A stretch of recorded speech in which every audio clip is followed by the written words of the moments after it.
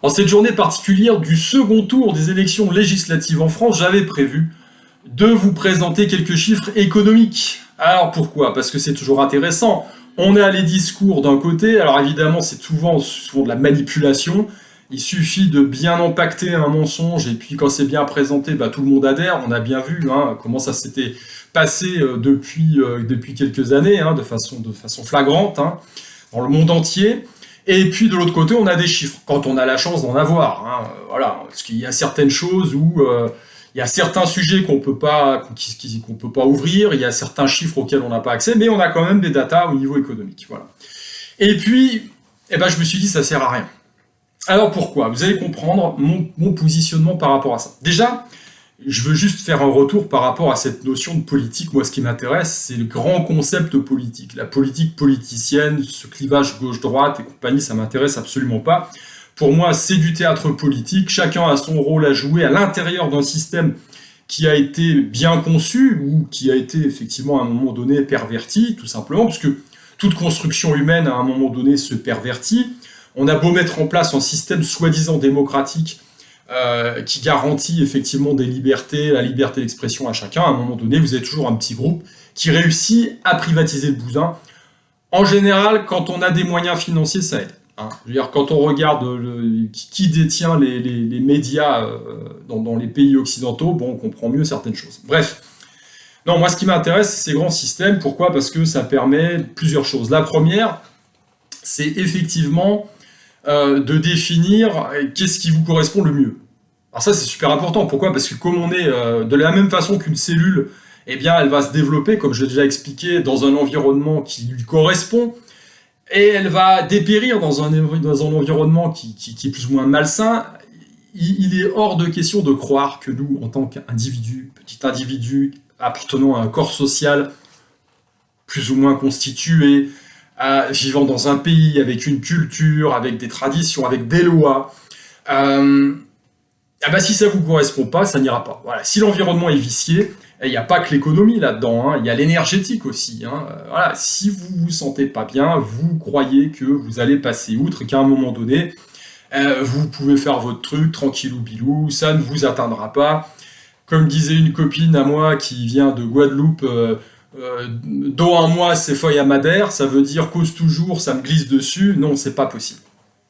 Je suis désolé, à un moment donné, ça vous rattrape, parce que d'un point de vue énergétique, c'est la merde. Moi, je me souviens en 2021, je crois que c'est 2021, été 2021, Bulgarie, on avait le soleil, la mer, une liberté, on va dire, totale, dans tout le bordel du Coco Circus, et puis là, voilà, l'annonce tombe un 14 juillet, je crois, en France, l'apartheid sanitaire. Merde. Et en plus, il y avait un temps dégueulasse, il y avait un temps breton sur toute la France. Alors non seulement Gérard, il avait claqué le livret A pour partir en vacances au camping du Soleil en Bretagne avec ses gamins, non seulement il faisait pas beau, forcément, l'énergie collective rejaillit, on est interconnecté avec l'environnement. Donc s'il y a tant de merde, énergie de merde, voilà. Et en plus, on lui annonce qu'il pourra plus, s'il n'est pas vax, il pourra plus aller au resto à la cantine du coin, ses gamins pourront plus jouer avec les autres, etc. Bref, un vrai bordel. Donc d'un point de vue énergétique, comment voulez-vous passer à travers ça sans y laisser des plumes? Voilà. Donc c'est important de faire ces analyses et de comprendre effectivement ces systèmes. Donc du coup, j'en reviens à ce que je voulais dire aujourd'hui. Pourquoi je vous présente pas ces chiffres? Parce que ça sert à rien. Parce que effectivement, on a toujours l'espoir de faire comprendre des choses aux gens, mais c'est peine perdue. Voilà. Alors, moi, j'ai un grand respect pour la liberté individuelle. Chacun pense ce qu'il veut, chacun fait ce qu'il veut de ce qu'il a dans son pantalon ou dans sa jupe. Ça ne m'intéresse pas, ça le concerne. À partir du moment où on veut me l'imposer, à mes gamins, là, c'est plus la même chose. Et il y a effectivement l'enfer est pavé de bonnes intentions. Aujourd'hui, on voit bien que la volonté de sauver le climat, c'est pour nous mettre la carotte. Enfin voilà, le wokisme, c'est pareil, c'est la porte d'entrée du totalitarisme. Ceci dit, il était déjà bien entré le totalitarisme. Et donc, j'observe ce petit théâtre politique et je me dis, waouh, c'est peine perdue. C'est peine perdue. Voilà, les gens sont dans la rue pour lutter contre le fascisme, alors que on a connu une des pires périodes fascistes ces dernières années. C'est quand même hallucinant. Ils sont injectés un bidule expérimental avec des effets secondaires qui sont quand même pas négligeables. Hein. Ils ont masqué leurs mômes, ils les ont, on va dire, fracassés d'un point de vue psychologique, en leur faisant subir des choses mais incroyables. Ils ont validé l'apartheid sanitaire. Voilà. Si tu prends ton café assis, ça va. Si tu es debout, ça va plus. Enfin, on a vécu un truc incroyable. Incroyable. Et les mecs sont dans la rue aujourd'hui parce qu'il y a une menace fasciste. Mais mort de rire. Mort de rire. Bref. Et donc, c'est pareil. Après, vous connaissez ma position par rapport à tous ces systèmes politiques en place qui, pour moi, font partie d'un grand théâtre. Chacun a son rôle à jouer. Donc, voilà, je comprends bien, certains vont voter pour la gauche, d'autres vont voter pour l'extrême gauche ou pour l'extrême droite. Moi, perso, je m'en amuse parce que, si vous voulez, le changement, il commencera par vous, il viendra de vous. Voilà, s'il n'y a pas d'autres options aujourd'hui. Alors, on a encore la possibilité d'arbitrer entre différentes zones, mais il faut bien comprendre, c'est que vous avez en face un rouleau compresseur qui est le mondialisme, avec des gens qui ont un fric monstre. Enfin, je veux dire, quand on est milliardaire, il faut se rendre compte de ce que représente la fortune d'un milliardaire par rapport à un millionnaire. Ça n'a strictement rien à voir. Donc, ils ont des capacités financières et de réseau, parce que tous ces gens sont en réseau, bien évidemment, vous faites partie du club. À un moment donné, on va vous faire rentrer dans des cercles, puis on va essayer de vous tenir un petit peu. Hein, voilà. Regardez du côté d'Epstein, par exemple. Alors évidemment, ça, c'est extrêmement complotiste. Extrêmement complotiste. Mais imagine, on aurait dit à quelqu'un, on aurait dit à Jacqueline, hein, qui vote à gauche, qui vote socialiste, tu te rends compte qu'il y a effectivement une île aux esclaves tenue par un milliardaire où tu as toutes les grandes fortunes du monde qui vont s'encanailler là-dedans. C'est pas possible. C'est tiré de quel film ? Bah ouais, mais en fait non, c'est pas un film, c'est la réalité. Hein, voilà. Mais personne n'en parle. Bref, donc quand vous avez un système qui est mis en place comme ça, où toutes les grandes fortunes sont plus ou moins tenues par un réseau où on ne peut pas faire non plus ce qu'on veut, prenez le cas Elon Musk par exemple, c'est assez intéressant parce qu'il est un petit peu entre deux. C'est-à-dire que c'est un des rares milliardaires qui va être un petit peu en dehors de la doxa officielle, mais en même temps il est positionné dans tous les systèmes qui aujourd'hui sont en gestation, puis en gestation rapide, hein, pour à un moment donné bien nous baiser la gueule. Donc c'est quand même Neuralink, hein, le truc, l'implant dans le cerveau, les véhicules électriques, alors ça c'est top parce que pour limiter effectivement les déplacements des gens, c'est magistral. SpaceX, ouais, parce qu'à un moment donné, si on a tellement foutu le bordel sur la planète, et il faudra qu'entre élites, on puisse prendre le dernier wagon pour aller foutre la merde là-haut, condition effectivement de réellement pouvoir partir d'ici et puis de trouver un lieu un peu agréable sur une autre planète. Hein. À l'heure d'aujourd'hui, c'est pas encore prouvé. Hein. On est tous là, voilà, on doit tous gérer le truc sur la planète. Donc voilà, je veux dire, moi je vois des réactions assez incroyables. Hein. Par exemple, sur Twitter, il y en a un qui chiffre, qui dit ouais, le projet, alors je sais plus si c'était le RN ou si c'était le truc de Mélenchon, ça coûterait pour les retraites, je crois, 50 milliards, machin. C'est irréalisable. D'accord. Seulement, l'équipe de Macron et toute sa clique, là, ils nous ont, pour les Mozart de la finance quand même, hein, nous ont collé 950 milliards de dettes supplémentaires en l'espace de 3 ans, je crois, 4 ans. Juste ça. Donc, quand on balance les chiffres, ça ne tient pas une seule seconde. Je vois une autre réaction, on parle de Bardella, qui est jeune, qui a pas fait d'études, qui n'a pas d'expérience, qui n'a jamais bossé. On ne va pas confier le pays à ce mec-là. Alors ça, c'est assez drôle, parce que qui est en place aujourd'hui ? Un mec qui est jeune, qui a jamais bossé de sa vie, qui a banané les gens sur ses diplômes, parce que machin, et qui est là juste grâce au réseau. Et puis qui doit faire à peu près partie de la même communauté, on va dire. Voilà. Bref, les gens, en fait, dans leur grande majorité, ont un problème avec la réalité des choses. C'est-à-dire qu'on essaie de tordre la réalité pour aller dans le sens de ce que l'on veut bien croire. Donc, à un moment donné, moi, perso, je fais la promotion toujours de la réalité. Et pourquoi ? Parce que je viens du monde sportif. Voilà, j'aimerais bien courir le 100 mètres en moins de 10 secondes, il y a un putain de chrono qui sanctionne ma performance. Si je suis à plus de 10 secondes, le chrono, il me le dit, c'est des chiffres, c'est concret, c'est réel. Ah non, je suis au-dessus, je suis pas en dessous, mec. Donc, non, voilà. Ah, il y a plein de domaines où, effectivement, on a du mal à s'évaluer correctement, parce que, voilà, l'humain est comme ça, il aime bien inventer, même dans le milieu sportif et des compétitions. Regardez le patinage artistique, par exemple. Petits arrangements entre les juges, machin. Difficile de juger de la performance esthétique hein, d'une prestation. Bref, donc on aime bien se raconter de la merde, on aime bien se raconter n'importe quoi en pensant que, voilà, tout ça parce que ça nous évite de prendre notre responsabilité individuelle. Putain, aujourd'hui, on a des possibilités. On a la possibilité, encore, de pouvoir entreprendre, de pouvoir bouger, de pouvoir tenter des expériences. Mais évidemment, il faut sortir de son confort personnel. Et puis, il y a une prise de responsabilité individuelle. C'est toujours plus facile de dire « Ah, je vais voter pour lui parce qu'il va améliorer mon futur. » Et puis comme ça, moi, de mon côté, je fais rien. Ouais, c'est une possibilité. Maintenant, il faut pas pleurer si ça change rien. Hein, d'accord ? Moi, je suis parti du constat que ce système, il est pourri, il est vicié. Alors, il était peut-être pas comme ça au début. Moi, j'ai une approche cyclique des choses. J'ai une approche cyclique de la vie de l'homme, de la nature et tout ça. Donc, vous mettez en place un système. À l'origine, il est plus ou moins imparfait, mais il est authentique. Et puis, petit à petit, il grossit, se structure, il s'administre. Enfin, les gens deviennent des administrateurs, finalement. Prenez les religions, ça n'est que ça. Vous avez un Gugus qui travaille sur lui, qui fait une ascèse, qui a une révélation, qui va engranger 10 mecs autour de lui. Il va prêcher la bonne parole, il y a des gens autour qui vont se dire « Oui, c'est ça », c'est un peu comme Forrest Gump qui commence à courir, puis les mecs suivent derrière.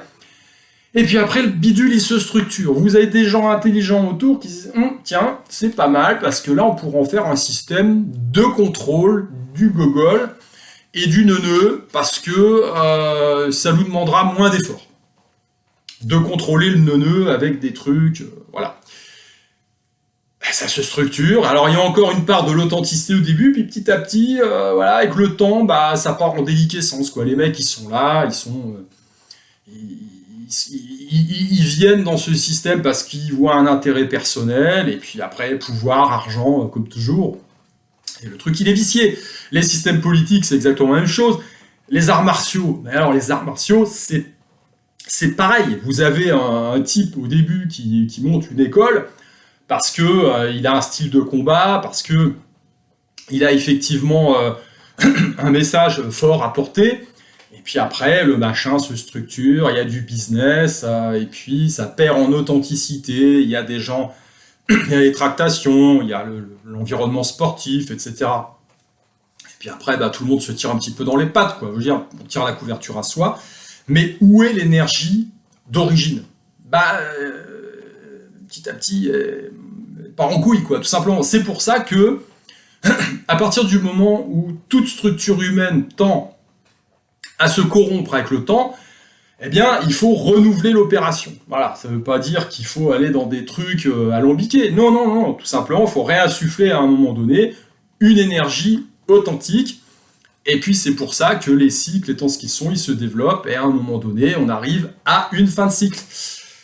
Et c'est ce que l'on vit aujourd'hui. Voilà. Donc voilà. Donc moi, ce que je dis, ce qu'il faut, à mon sens, ce qu'il faut faire, c'est qu'il faut travailler sur soi parce que il faut préparer quelque part ce changement de cycle. Et ce changement, il commence par nous-mêmes. C'est pas un vain mot que de le dire. Aujourd'hui, je suis en train de travailler sur un ouvrage, j'espère que je vais avoir bientôt terminé, qui permet effectivement de revenir à cet ancrage traditionnel. Voilà, tout simplement. C'est-à-dire qu'aujourd'hui, on a une fonction guerrière, par exemple, qui est tenue que par des soldats qui sont obéissants, qui obéissent à des ordres de mecs qui sont vérolés. Et aujourd'hui, on a besoin d'une nouvelle classe de guerriers, d'une nouvelle chevalerie. On a besoin d'une nouvelle aristocratie, de l'esprit, des valeurs, tout simplement, parce que là, ça part dans le mur. Et on ne trouvera pas ça dans le système politique actuel, c'est pas possible. De la même façon qu'on ne pourra pas convaincre tout le monde. Voilà, je veux dire, depuis 2020, même si j'ai encore l'espoir, cet espoir, qu'est-ce que vous voulez?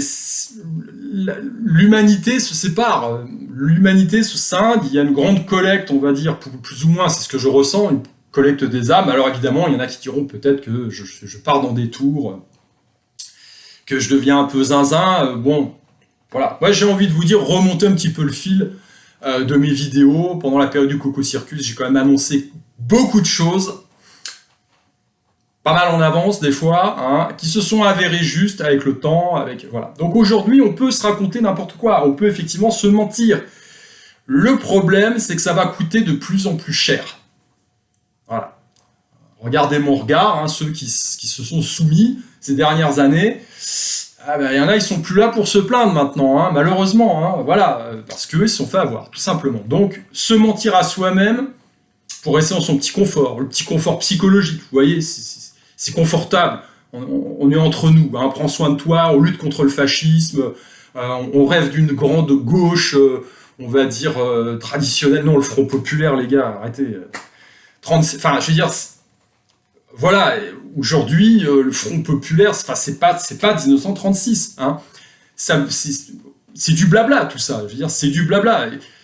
Ça me fait penser à mon ex-belle-mère qui à un moment donné me disait « Ouais, je vote Hollande parce qu'il n'aime pas les riches. » Mais mort de rire, mort de rire. Quand elle s'est aperçue quelques mois plus tard que c'était elle, la riche, par rapport au discours de Hollande, c'était plus pareil. Bah oui, mais c'était prévisible tout ça. Voilà, je veux dire, il y a toujours des beaux discours. Tout le monde est d'accord pour prendre aux riches, hein, parce que personne ne se considère riche, hein. Voilà, vous avez aujourd'hui une Sandrine Rousseau qui dit non, il va falloir confisquer l'épargne des Français pour rembourser la dette. Magnifique. Donc, vous n'avez pas d'épargne, vous en foutez. Vous dire, oui, le problème, c'est qu'on viole votre épargne, après on viole la propriété privée, après on viole votre corps. Hein, voilà, c'est ce qui s'est passé ces dernières années. On s'arrête tout, hein. Après, on vous prendra vos gamins parce que vous pensez mal, parce que vous n'êtes pas d'accord. Voilà, putain, vous laissez pas votre fils faire sa transition à 4 ans et demi, mais pourtant, il a vu un Disney, il s'est dit c'est chouette, je veux faire pareil, je veux devenir une femme. Et si vous n'êtes pas d'accord, vous serez justiciable. Ouh, crime de haine. Crime de haine. Bref, on est dans un système qui devient de plus en plus fou. Et il est urgent, effectivement, de travailler sur soi, comme je le dis, l'assise spirituelle, bordel. Ça va conditionner tout le reste. La citadelle, la dernière, l'ultime citadelle, qui reste inviolable, si vous l'avez décidé, c'est la citadelle de l'esprit. Elle va conditionner le reste. Elle va vous conditionner votre mental, votre volonté, elle va conditionner votre corps également. Voilà, c'est pas une histoire de Rambo avec des gros muscles. On l'a vu ces dernières années, on a vu des petites nanas de 1m50 qui ont dit non, qui se sont positionnées, qui ont envoyé balader tout le narratif, qui ont envoyé balader tous les bien-pensants, tous ces connards qui applaudissaient les soignants à 20h, et puis après qui leur crachaient à la gueule parce qu'on leur avait dit qu'ils étaient méchants. Et il y en a qui sont positionnés. Il y a des mecs, des gros balèzes, qui sont couchés comme des brêles, juste pour aller prendre une entrecôte en terrasse. Hein. Exit le bon sens, exit la précaution, exit tout ça. Non, rien à foutre. Voilà, je me suis couché. Donc, votre assise spirituelle, elle est fondamentale. Voilà, vous êtes dans un cercle vertueux en travaillant votre corps, ce qui participe de votre mental. Quand vous êtes engagé dans un exercice physique qui vous demande un effort et que vous poussez vos limites, vous renforcez votre mental. D'accord ? Quand vous le faites avec en toile de fond un sens profond, cette connexion avec le divin, cette connexion avec l'environnement, avec l'énergie qui nous entoure, eh bien ça vous donne une assise et une force supplémentaire. Quand vous croyez en la puissance de l'âme, tout simplement, hein, vous ne vous considérez pas comme un ordinateur avec des 1 et des 0, comme une mécanique. Quand vous considérez l'âme pour ce qu'elle est, quelque chose d'immortel, votre véritable identité, eh bien, vous n'acceptez pas qu'on marche dessus, qu'on la piétine, tout simplement. Et vous dites non, quel qu'en soit le prix. Ouais, votre confort, vos amis, non. Vous dites non, tout simplement. Voilà.